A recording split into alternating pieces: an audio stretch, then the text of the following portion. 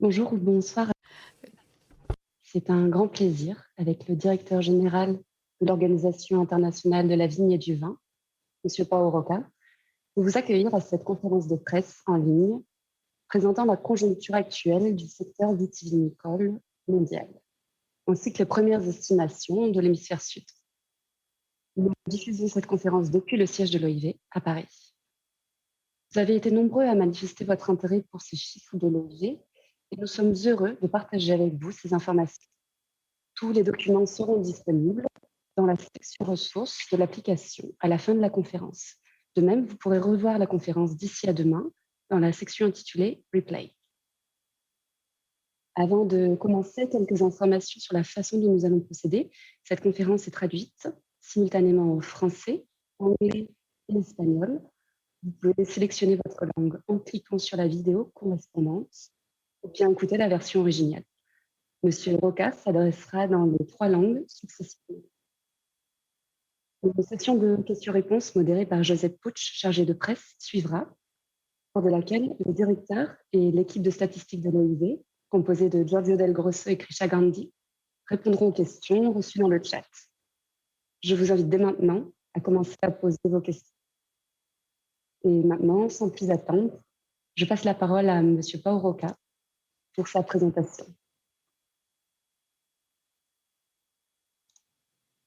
Bonjour et bienvenue à toutes et à tous. Je vous remercie de votre présence aujourd'hui à notre conférence de presse, au cours de laquelle, comme chaque année, nous mettrons en lumière quelques chiffres intéressants concernant le secteur vitivinicole en 2021, ainsi que quelques perspectives d'avenir pour le secteur.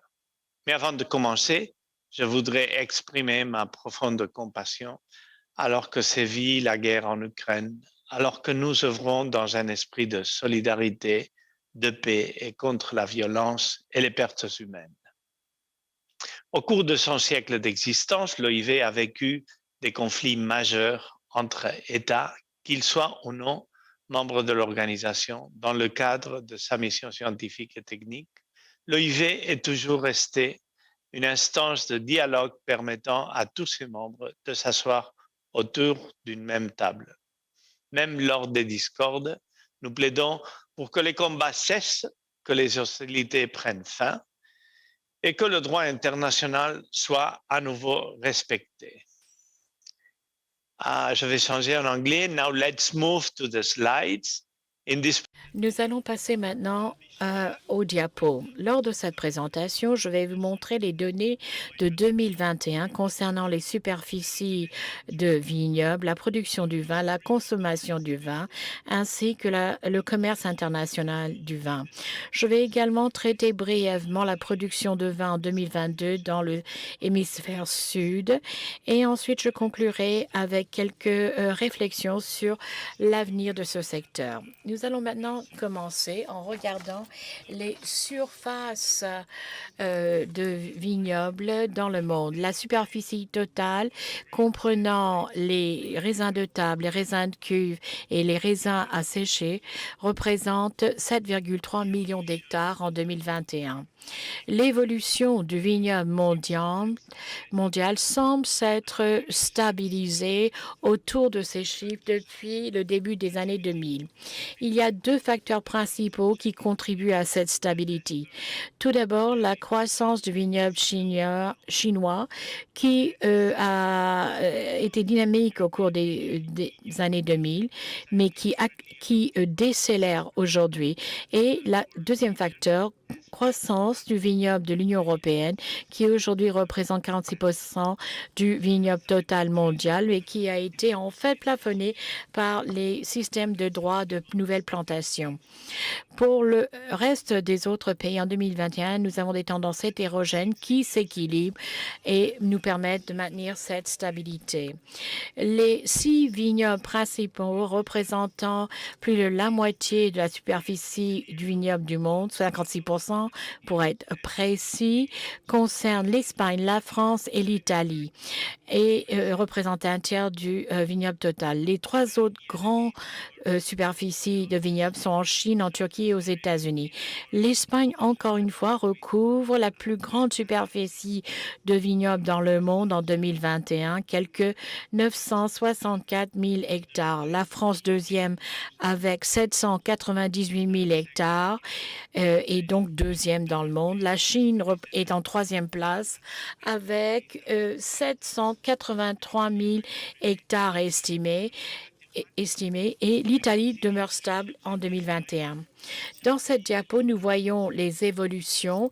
On voit que la France, la Chine et l'Italie sont parmi les plus grands vignobles qui tirent la superficie mondiale vers le haut. La Turquie, par contre, en 2021, a vu une baisse de ses superficies en vignobles.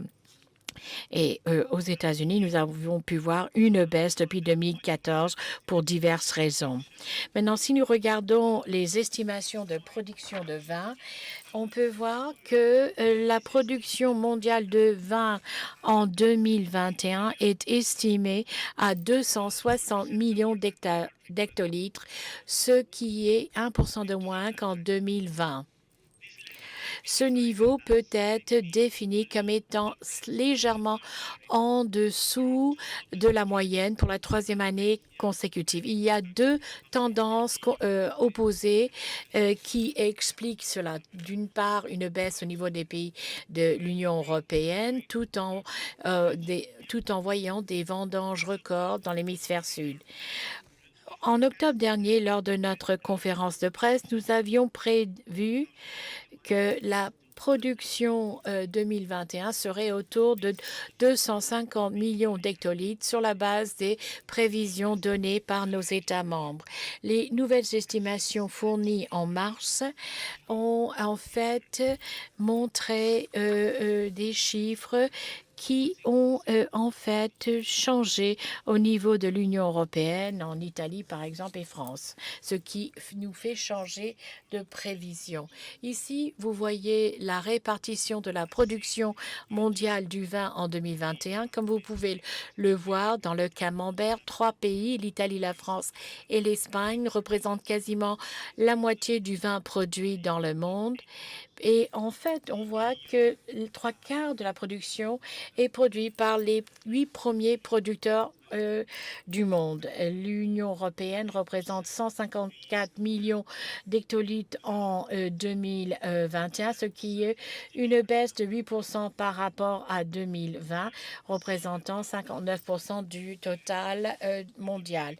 Ici, en rouge, vous voyez les totaux et en bleu, en bas, vous voyez en fait les changements en termes de production entre 2021 et 2020. Vous voyez que l'Italie avec 50,2 millions, ce qui est une légère augmentation en 2021. C'est-à-dire plus de % pour l'Italie. La France avec 37,6 millions d'hectolitres et l'Espagne 35,3 millions d'hectolitres, ce qui représente en fait des baisses en 2021. La France avait été durement touchée par des gels au printemps de 2021 et à l'exception d'une petite vendange en 2017, en 2021, la production de vin en France est un des chiffres les plus bas vus au cours des dernières décennies. La production de vin aux États-Unis devrait légèrement augmenter par rapport à 2020, qui avait été impacté par les incendies et une réaction pour contrôler un problème d'excès de production. La production de Chine devrait décroître, atteignant 5,9 millions d'hectolitres et ne figure en conséquence pas dans la liste des 10 plus gros producteurs en 2021. Dans l'hémisphère du Sud, la production de vin devrait être autour de 59 millions d'hectolitres, qui est un record, représentant 33% de la production mondiale. Ceci est le résultat de conditions climatiques favorables dans la région, à l'exception de la Nouvelle-Zélande, qui a eu du gel et de la grêle au printemps. Si on regarde maintenant la consommation en 2021, après 3 années consécutives de baisse de la consommation au niveau mondial en raison de 2 facteurs principaux. Tout d'abord, une baisse de la demande en Chine à partir de 2018 et une accélération de cette baisse en 2020 provoquée par la crise du COVID-19. La consommation de vin mondiale en 2021 était de 236 millions d'hectolitres, ce qui représente une augmentation de 1% comparé à 2020. En 2020, une année qui a enregistré la consommation la plus faible dans le monde depuis 2002, nous avons pu voir l'impact des mesures de confinement et en 2021, la levée des restrictions permettant le mouvement de personnes et de biens, la réouverture des restaurants et le retour aux festivités, comme anticipé, a contribué à une augmentation de la consommation dans la plupart des pays du monde. Cependant, les comportements de consommation de vin au niveau pays est très hétérogène selon les régions géographiques, comme nous le verrons dans les diapos. Les 10 pays de consommation de vin les plus importants représentent 70% de la consommation mondiale du vin. L'Union européenne représente 48% du total mondial en 2021 et cela en termes de poids pondéré, la consommation de vin mondial, eh bien la part de l'Union européenne a baissé de façon significative depuis 2000, estimée à 59%. Il faut savoir que les États-Unis sont le plus gros consommateur de vin dans le monde. Au cours des 3 dernières années, les États-Unis ont démontré être un marché résilient, et cela malgré les tensions commerciales avec certains pays de l'Union européenne et les restrictions imposées par la pandémie. Et si on regarde l'année 2021, la France est le 2e pays de consommation dans le monde et plus gros consommateur en Union européenne. Et en 2021, basé sur la reprise du canal Horeca, une augmentation de la consommation de vin avec les réouvertures des restaurants et célébrations qui ne se compte pas à 2020, mais qui est plus élevé qu'au niveau pré-pandémie de 2019. L'Italie, 3e pays consommateur au niveau mondial, a enregistré la consommation de vin la plus élevée en 2021 depuis la crise financière de 2008. L'Espagne a augmenté sa consommation de vin de 10% en 2021, atteignant un niveau en ligne avec les niveaux pré-pandémie. En Chine, en 2021, la consommation de vin est estimée en baisse à environ 15% par rapport à 2020. Suite à 2017, nous avons pu voir une baisse de plus de 9 millions d'hectolitres en Chine, entraînant un impact important au niveau de la consommation mondiale. Il existe un boom en termes de consommation de vin au Brésil depuis 2 ans et cela pourrait être dû à un changement des modèles de consommation de vin au cours de la pandémie où la demande pour le vin au Brésil a atteint un niveau plus élevé. En Afrique du Sud, avec la levée des restrictions de confinement COVID qui avait interdit les ventes pendant 14 semaines en 2020, on a pu voir une augmentation de 28% en 2021. Ici, vous voyez donc sur cette diapo la consommation de vin. Vous voyez en fait à gauche la consommation totale par pays et à droite la consommation par habitant. Le Portugal a la consommation la plus élevée par habitant de 52 litres. La France et l'Italie suivent avec 47 et 46 litres respectivement par habitant. Il est intéressant de comparer la position du pays en termes de classement avec une étude pour estimer le potentiel de croissance du marché. Par exemple, si 25 litres par habitant représente en moyenne la consommation des plus gros pays consommateurs tels que les États-Unis, le Canada et l'Afrique du Sud, on peut dire que ces pays ont un fort potentiel de croissance. Alors maintenant, nous allons passer à un autre sujet très intéressant qui concerne le commerce international. Ici, nous pouvons voir des chiffres très importants. 2021 a été une année extrêmement profitable en termes de commerce international du vin. Les exportations mondiales de vin en 2021 ont augmenté de 4% en volume et 16% en valeur, enregistrant les chiffres les plus élevés jamais. En 2021, les chiffres sont plus élevés, même comparés au niveau pré-pandémique de 2019. On voit une augmentation de 4% en termes de volume et 8% en termes de valeur. Si on regarde toutes les catégories sauf les bag-in-box ont vu une augmentation de volume exporté en 2021.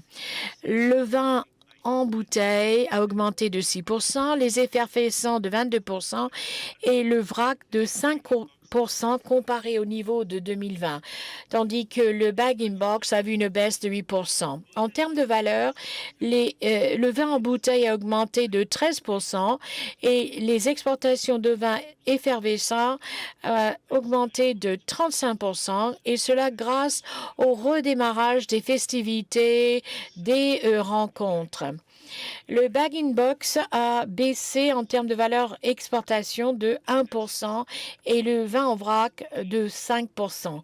Comme vous pouvez le voir, cette situation montre une forte augmentation des prix moyens dans toutes les catégories, à l'exception du vin en vrac. La France, l'Italie, l'Espagne ont exporté presque 60 millions d'hectolitres en 2021, représentant 54% des exportations mondiales en termes de volume et 61% en termes de valeur. Comme vous pouvez le voir, tous les exportateurs ont enregistré une augmentation des exportations par rapport à 2020. L'Espagne, avec 23 millions d'hectolitres, a vu une augmentation de 14% en volume et 10% en valeur. L'Italie a augmenté ses exportations par 7% en volume et 13% en valeur. Et si on regarde la France, on voit qu'il y a eu une augmentation des exportations de 8% en volume et 27% en valeur. Cependant, il y a quelques exceptions à cette variation positive. L'Australie, par exemple, a vu l'impact significatif des tarifs chinois sur ses exportations en termes de volume, qui ont baissé de 17% par rapport à 2020 et en termes de valeur qui a baissé de 24% par rapport à la même année 2020. Dans cette diapo, vous pouvez voir les exportations en termes de volume et valeur. Il est intéressant de noter qu'en termes de volume, le vin en vrac en violet représente une part significative des exportations de l'Espagne, du Chili, de l'Argentine et de l'Afrique du Sud. Dans l'histogramme inférieur, vous voyez en fait la question de valeur. Vous voyez les effervescents en jaune. Vous voyez que pour l'Espagne, on parle de 35% et l'Italie, 26% des exportations étant des effervescents. Maintenant, nous allons regarder les importateurs principaux. On regarde l'Allemagne, les États-Unis et le Royaume-Uni qui représentent en fait une large part des importations. Si on regarde l'Allemagne en termes de volume ne change pas, mais a augmenté la valeur d'importation de 6%. Les États-Unis ont vu une augmentation à la fois en volume et valeur d'importation, avec une valeur de 6,2 milliards d'euros, qui est plus 21%, ce qui est un enregistrement d'une valeur record, et cela de loin. Les importations du Royaume-Uni ont baissé de 7% en volume, mais augmenté de 7% en valeur, indiquant que les prix des vins importés ont augmenté au Royaume-Uni. Comme vous pouvez le voir, la valeur des importations ont augmenté, sauf pour la Chine. La Chine a vu ses importations baisser en 2021 de 1% en termes de volume et de 11% en valeur. La composition des importations chinoises en 2021 a enregistré une part réduite du vin en bouteille avec une légère augmentation de la part des vins en vrac et effervescents. Ici, on peut voir en fait la différente composition de catégories dans les différents pays en termes de volume en haut et valeur en bas. Si on regarde le vin en vrac, encore une fois, c'est la partie violette des colonnes. Vous voyez les catégories des grands pays producteurs, France, Italie. Comme vous le voyez dans le graphique supérieur, les vins effervescents en jaune. Et vous voyez en fait que cela représente une part importante de valeur au Japon, 38%. Et vous voyez que cela est vrai également pour la Belgique et les États-Unis. Maintenant, regardons comment le secteur évolue en regardant l'indice de l'internationalisation du marché, qui est le rapport en fait entre les exportations de vin au niveau mondial et la consommation de vin mondial. Cet indice a augmenté pour la 3e année consécutive, mais on voit que la situation est très différente du début du siècle. En 2021, on voit que 47% du vin consommé dans le monde est importé. Nous voyons donc que le marché du vin est très mondialisé. Et maintenant, si nous regardons les prévisions pour l'hémisphère du Sud, bien sûr, il faut prendre ces données de production de vin de l'hémisphère sud en 2022 comme étant une estimation préliminaire. Globalement, nous anticipons à une baisse de la production du vin en 2022 dans l'hémisphère sud. Ceci n'est pas nécessairement une mauvaise nouvelle. Cette baisse enregistrée est liée à au niveau de production de vin extrêmement élevé enregistré en 2021 en raison de conditions climatiques favorables. Et cette année, nous nous attendons à des vendanges qui reviennent à des moyennes du long terme. Alors, l'Argentine estime une baisse de 13% qui est attribuée aux gels tardifs qui ont eu lieu en octobre 2021 et des tempêtes de grêle entre décembre et février 2022.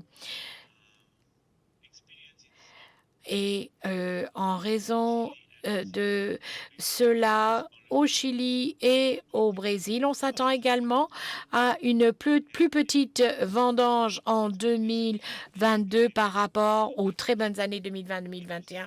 On s'attend à une baisse de 10%. En Australie et en Nouvelle-Zélande, la vendange 2022 devrait revenir aux moyennes.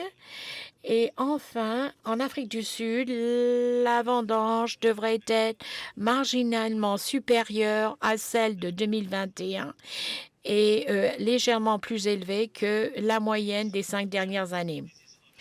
Maintenant, voilà ce que je voulais en dire pour les chiffres de 2021. Je voudrais faire maintenant quelques remarques en espagnol.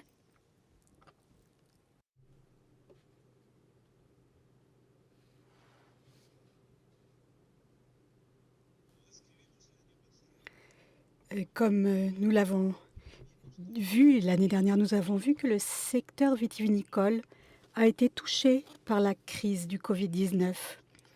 Face à cela, les pays ont eu des réponses très hétérogènes en fonction de facteurs tels que les habitudes de consommation et le poids relatif des canaux de distribution, la durée, la rigueur des mesures de confinement et les politiques associées, ainsi que le poids du tourisme dans la consommation nationale de vin. En 2021, la pandémie n'était pas terminée, mais le secteur viticole en général, a fait preuve d'une certaine résilience, la capacité d'adaptation du secteur ayant permis de trouver des solutions innovantes pour faire face aux mesures de confinement. Citons par exemple l'essor du commerce électronique dans de nombreux pays qui constitue un excellent canal de vente complémentaire dans de nombreuses économies. Et pour illustrer cela, prenons l'exemple des États-Unis qui, en 2021, les ventes en ligne de boissons alcoolisées aux États-Unis ont augmenté de 131% par rapport à 2019. Et dans ce canal, le vin représente environ 35%. Versus 4% pour les ventes dans l'ensemble des boissons alcoolisées. Ça veut dire que le vin s'adapte mieux et plus rapidement à ces changements. En 2022, et comme conséquence de la pandémie, nous avons eu des problèmes, à savoir des interruptions de la chaîne d'approvisionnement mondiale qui entraînent des problèmes de manque de perturbations. La façon de sortir de la crise a été très variable. Les pays en voie de développement qui n'ont pas eu accès aux vaccins et les nouveaux variants qui ont imposé de nouveaux confinements, comme pour le cas de la Chine, et d'autres pays qui ont dépassé la pire étape de la pandémie, les États-Unis et l'Union européenne, qui non seulement ont repris leurs habitudes de consommation, mais aussi, il y a eu un certain effet rebond suite à la contention de la demande. Et cette disparité produit des effets très importants sur la chaîne d'approvisionnement. Récemment, la guerre en Ukraine a déclenché plusieurs nouveaux goulets d'étranglement dans la chaîne d'approvisionnement. Et dans ce contexte, le secteur vitivinicole fait face également à de grandes perturbations, à savoir sur la production agricole, le fret, la main-d'œuvre, la géopolitique et l'énergie, ce qui cause des problèmes aux caves du monde entier. Cette année, il existe également un risque patent d'interruption dans la fourniture d'intrants directs comme bouteilles en verre, emballages en carton, caisses en bois, étiquettes, capsules, semi-conducteurs pour les machines, etc. Et la guerre en Ukraine soumet le marché mondial de l'énergie à une pression sans précédent, qui connaissait déjà une forte augmentation de la demande en 2021. Les sanctions également imposées par l'UE et aussi les sanctions à la Russie accentuent la pression du marché. Il faut savoir que les sanctions directes sur les moyens de paiement internationaux avec la Russie va tout particulièrement toucher les principaux exportateurs, à savoir l'Italie, l'Espagne et la France. Il suffit de rappeler que la Russie a été le 10e plus grand importateur mondial de vin en 2021, ce qui représente environ 2% des importations mondiales, et le 8e marché de vin en termes de valeur de vente. Enfin, à moyen terme, ce qui est réellement préoccupant, c'est l'inflation et son effet sur le pouvoir d'achat des consommateurs. Compte tenu des pressions inflationnistes, l'importance de l'impact va être très important et il faut que l'on fasse un suivi. Il faudra que l'on fasse un suivi de l'évolution de ces effets. 2020 a été une année de crise et 2021, nous avons vu une amélioration générale dans le marché international du vin. Maintenant, le principal défi consiste à voir comment le secteur fera face à cette nouvelle situation en 2022. Et il est possible que les modèles de la chaîne d'approvisionnement mondiale doivent être repensés et les prix de l'énergie créeront une pression inflationniste sur les consommateurs. Pour ce qui concerne, l'année dernière, on a essayé de faire des législations concernant les substances cancérigènes. Une guerre s'est fait jour et les antagonismes avec la Chine, la Russie, se font jour, et de tous ces sujets, nous en parlerons lors du prochain congrès international de la vigne et du vin qui aura lieu en Basse-Californie au Mexique du 31 octobre au 4 novembre 2022. Nous vous attendons tous là-bas. Et maintenant, je suis disponible pour répondre à toutes les questions que vous voudrez bien faire. Merci beaucoup pour votre attention.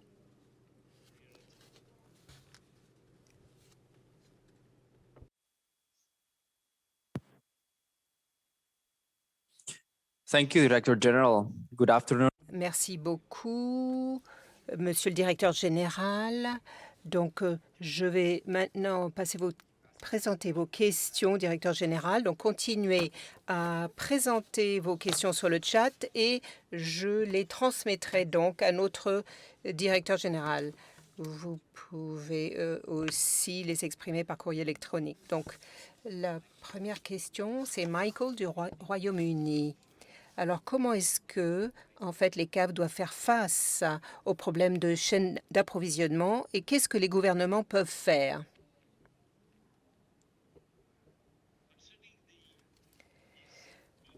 Pour ce qui est de ce problème mondial de la chaîne d'approvisionnement, eh bien, je crois que l'innovation peut jouer un rôle important.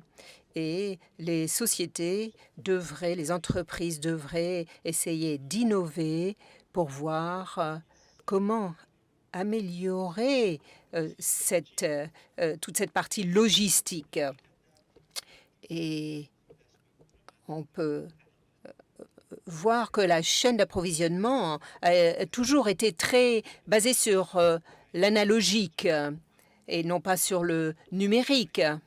Donc, je crois que, bon, oui, il y a des choses à faire, analyser les données, utiliser des outils. Et côté gouvernement, le gouvernement devrait aider les entreprises, peut-être des subventions, mais surtout peut-être par des mesures fiscales pour les aider à se transformer, à devenir plus numériques.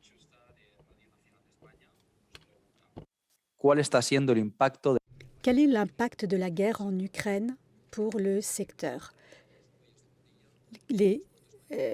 Que se passe-t-il particulièrement dans les ports?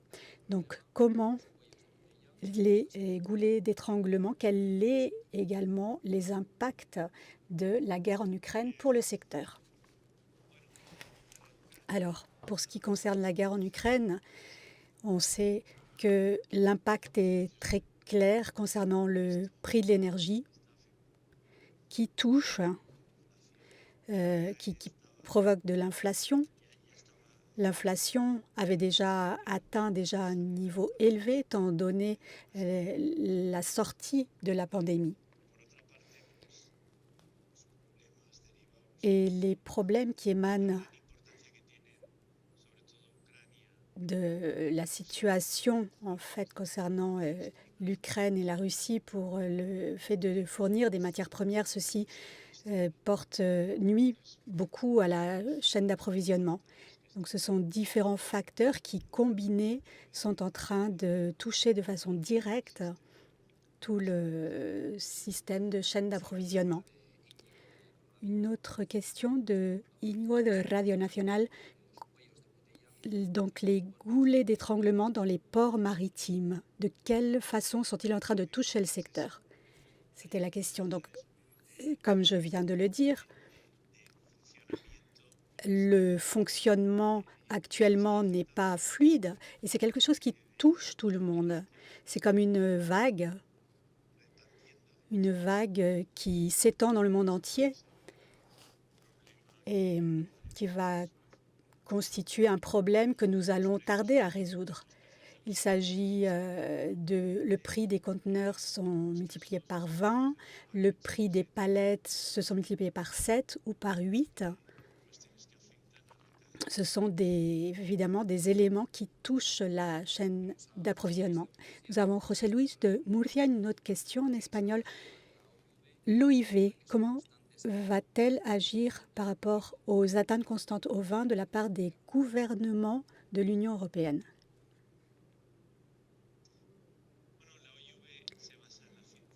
L'OIV est concentrée sur la science. Elle est une organisation scientifique et technique. Et l'OIV écoute et formule des recommandations qui se basent sur le débat scientifique et les conclusions qui sont publiées. Et cela constitue nos bases.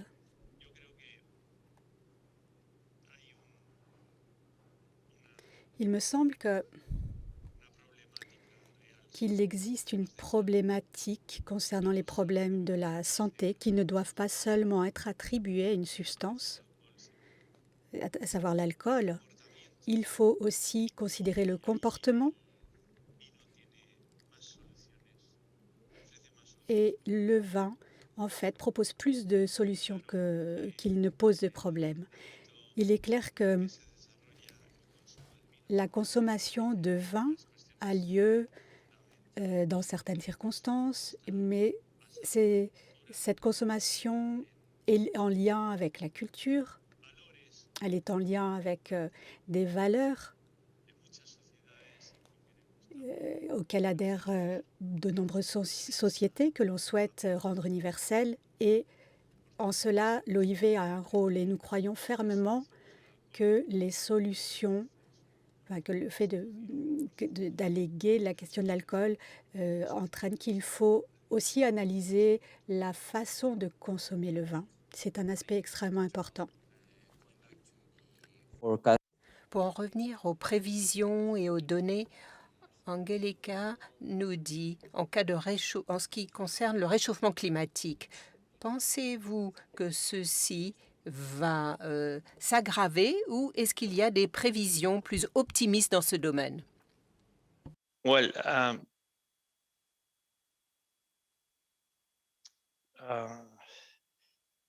climate change is. Le changement climatique est un vrai problème. On ne peut pas le nier. Le secteur vitivinicole en est très conscient de ce problème.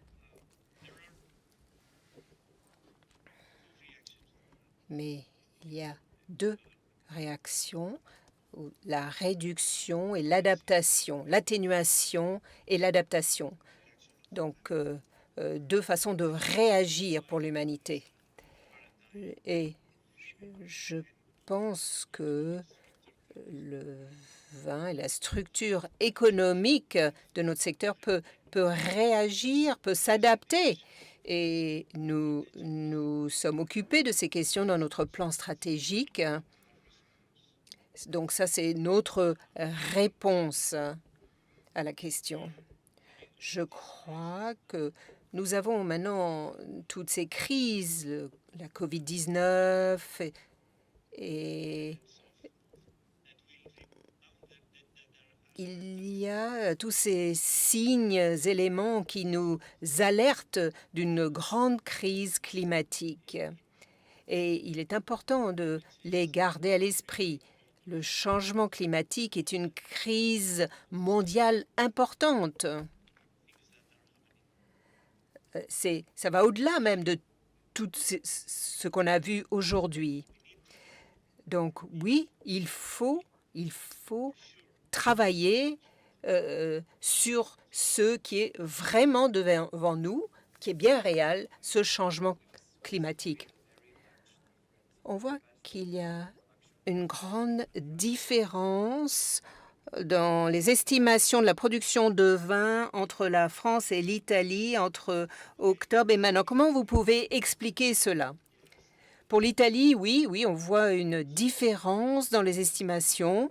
Pour la France, ce n'est pas aussi important, aussi grand.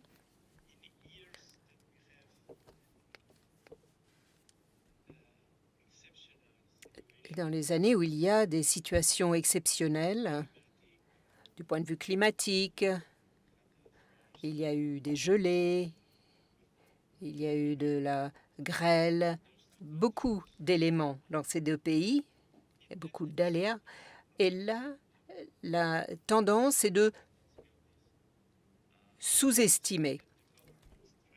Les gouvernements ont tendance à sous-estimer les choses. C'est ce qui s'est passé. Dans ce cas, nous nous travaillons, et c'est déjà le cas, pour avoir des outils de prévision, des outils qui pourraient être plus précis. Mais, et bien sûr, nous nous appuyons sur les données qui nous sont données par les gouvernements. Il y a un groupe d'experts en statistique que nous avons qui traitent de ces questions comme ils l'ont fait par le passé.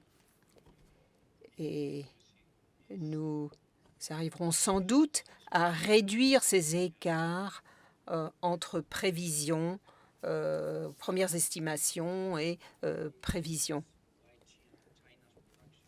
On nous demande pourquoi la production et la consommation en Chine continuent de diminuer. La croissance économique en Chine baisse aussi. La croissance économique, il y a 15 ans, était très forte. Et maintenant, depuis 5 ans, 7 ans, on voit une baisse, un ralentissement. Et en général, la consommation de vin va de pair avec la croissance économique. Si on peut dire que le vin n'était pas profondément enraciné dans les habitudes de consommation des Chinois, dans la vie des Chinois, des citoyens chinois. Donc, voilà des éléments qui peuvent expliquer cette baisse de la consommation. En français de Léa Gouillot. Auprès de quel pays la Russie importe-t-elle le plus de vin? Qui des importations à l'heure actuelle? Je crois que c'est l'Italie. Peut-être, Giorgio, tu peux répondre sur des précisions avec des chiffres, s'il te plaît. Et je crois que c'est l'Italie, la France et l'Espagne, probablement. Yes. Thank you, Mr. Director General. Merci, Monsieur le Directeur Général, et bonjour à tous. En 2021, la Russie représentait un marché d'importation qui valait 1,1 milliard d'euros. 33% des importations venaient d'Italie, 19% de France et 12% d'Espagne et 10% de Géorgie. Et les autres pays représentent un quart de ces importations russes. Et la question, donc, traitée de la Russie, mais je peux vous parler aussi de l'Ukraine.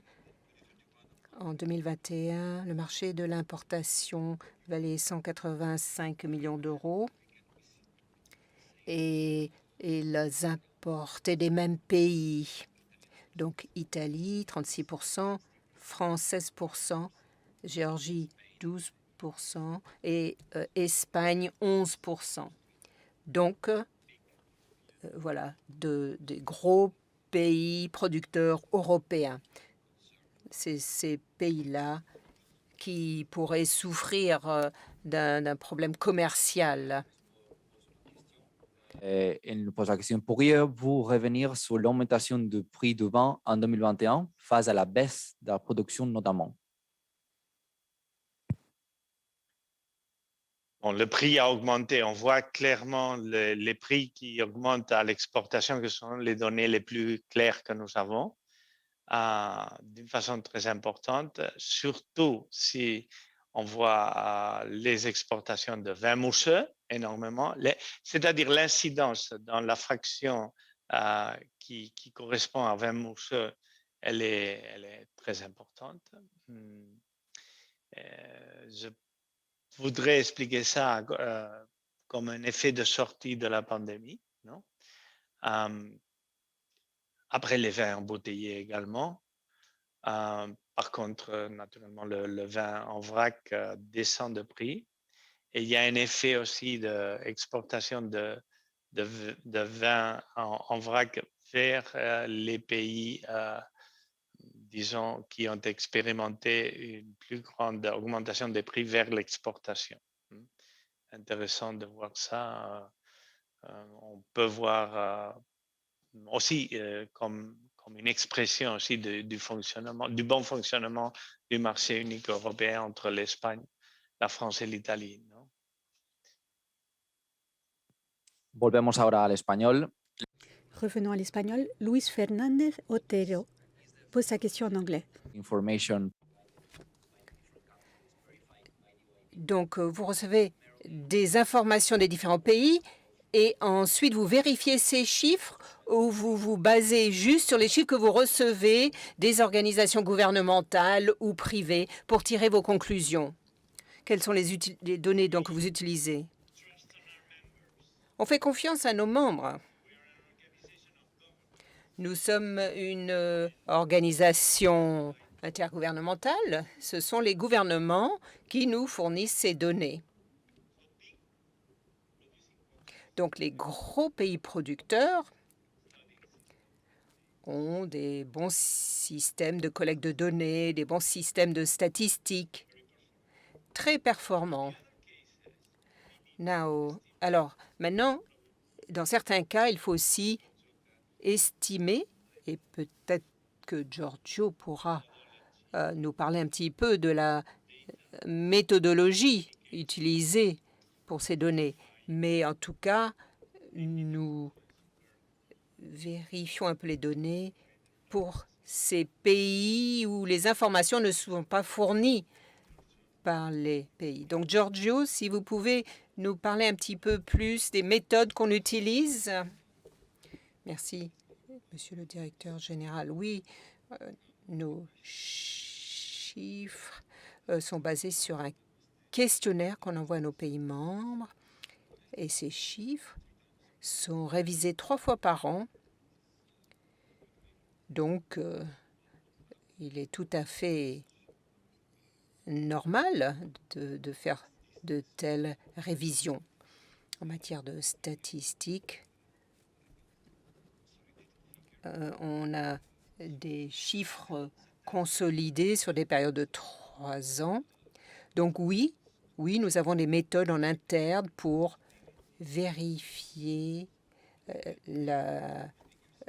les chiffres, mais une fois de plus, tous les chiffres donc, nous parviennent des pays. Et comme l'a dit le directeur général, on fait tout à fait confiance au gouvernement pour nous donner ces données. Une autre question anonyme. Comment est-ce que le conflit entre l'Ukraine et la Russie peut affecter les importations ou exportations en dehors des échanges entre importateurs et exportateurs? Donc entre la Russie et les autres pays. Alors, ce conflit a un impact mondial sur l'économie. Donc c'est différent des autres guerres.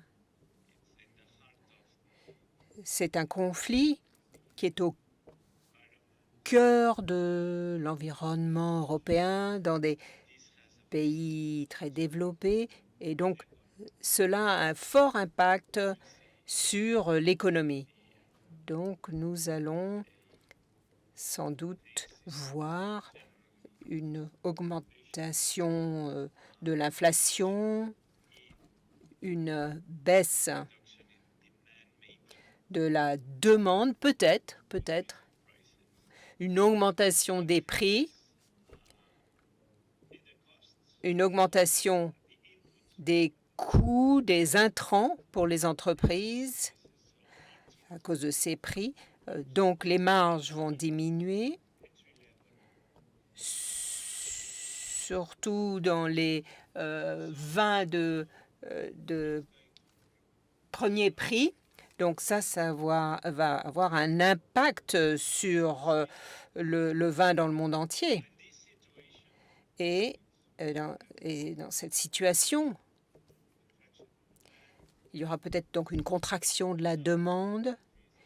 Il y aura certainement une augmentation des coûts.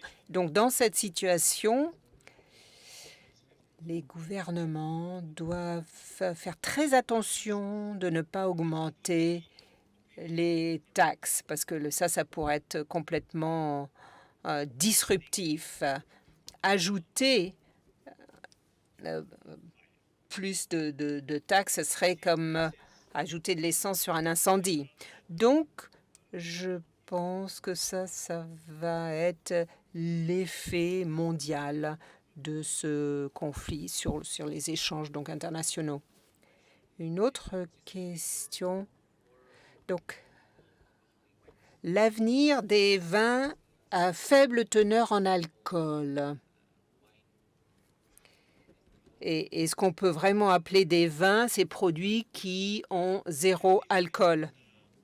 Alors, nous avons défini des boissons à faible teneur en alcool ou sans alcool à l'OIV. L'Union européenne, à son tour, a adopté une nouvelle législation sur les pratiques œnologiques. Nous l'avions fait aussi, mais une pratique donc œnologique pour réduire la teneur en alcool et pour produire des vins sans alcool. Et maintenant, il nous faut travailler à l'OIV pour faire que ces vins soient buvables, parce qu'ils sont difficiles à faire et il faut des pratiques œnologiques spécifiques pour ces produits.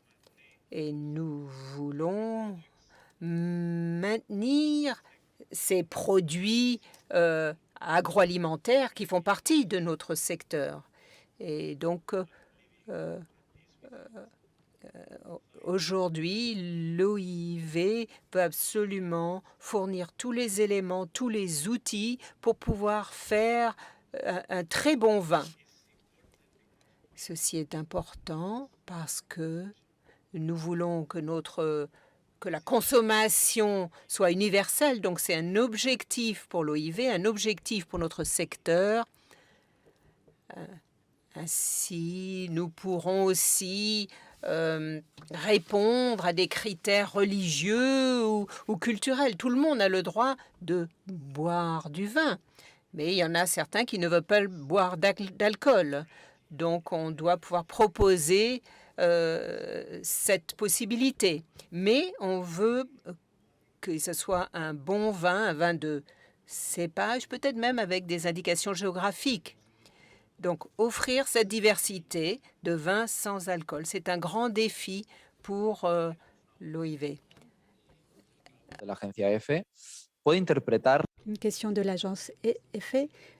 On peut interpréter la tendance du taux de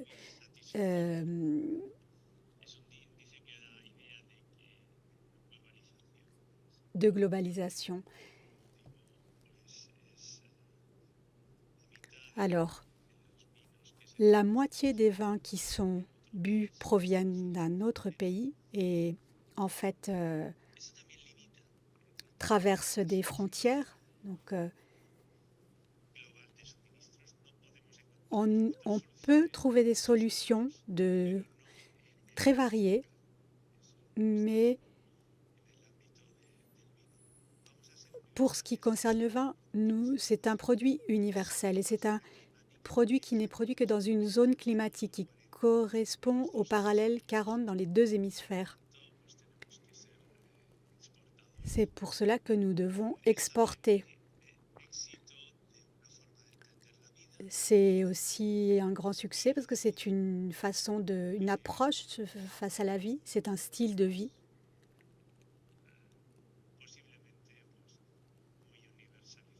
Et on considère que c'est un style de vie qui peut être très universel. Et c'est ce qui justifie l'augmentation de ce pourcentage d'universalisation. By email very shortly in the afternoon. You can keep asking. Donc, à ce stade, vous pouvez continuer de nous envoyer des questions donc par courrier électronique et donc sur presse.oiv.int. Et vous pouvez aussi donc revoir cette conférence de presse sur notre site. Et à ce stade, donc, on vous remercie tous de votre attention. Merci.